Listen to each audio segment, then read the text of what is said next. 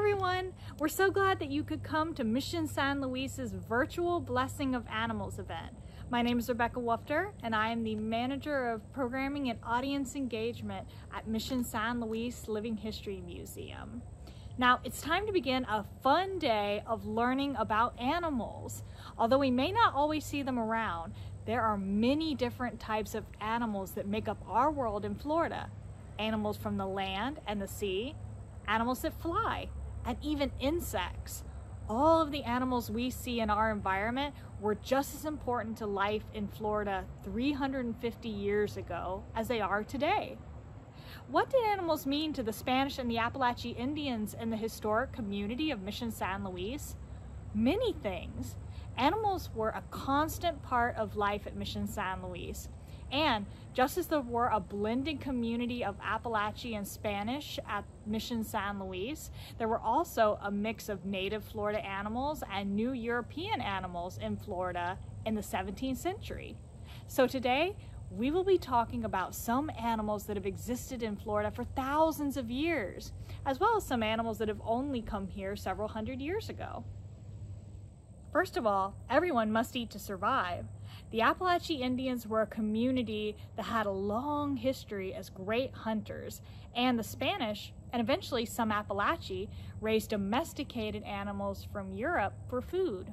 Some animals, like deer, turkey, raccoons, bison, rabbits, turtles, fish, cows, pigs, and chickens, provided critical needs such as food and supplies. These resources were essential for every family living at Mission San Luis, and sometimes even helped people make a living by trading or selling supplies.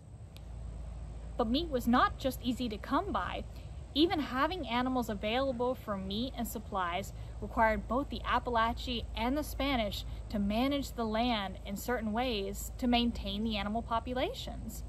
Animals like horses, oxen, and dogs helped the people of Mission San Luis get work done. Other animals like foxes, raccoons, and opossums caused problems for the villagers by raiding chicken coops and scavenging from village trash pits. However, they are an important part of keeping the environment healthy. They prey on animals that would otherwise damage crops or eat stored corn and beans. Insects pollinated the corn, beans, squash, watermelon, orange, and peach plants that the Apalachee and the Spanish were growing. And some insects like mosquitoes and flies contributed to spreading sicknesses. Powerful animals like bears and panthers posed challenges that the villagers needed to figure out how to overcome by problem solving. However, these animals were still respected for how impressive and powerful they were, and the important part that they played in the world. Animals had an important role in the community's physical world and spiritual beliefs. Over time, both the Apalachee Indians and the Spanish learned to be aware of, understand, use, and live alongside the animals in their everyday lives. Animals are just as important to modern-day people as they were back then. Many animals are raised to produce milk and other dairy products and to provide meat, and some people still hunt. Fish and seafood are important sources of food as well. Dogs are critical partners to the police, military, and search and rescue organizations. Dogs, cats, as well as many other animals are often kept as pets and provide comfort, love, and fun for many people. Bees still provide honey and pollinate crops. And of course, many wild animals continue to have an important role in keeping our environment healthy for everyone.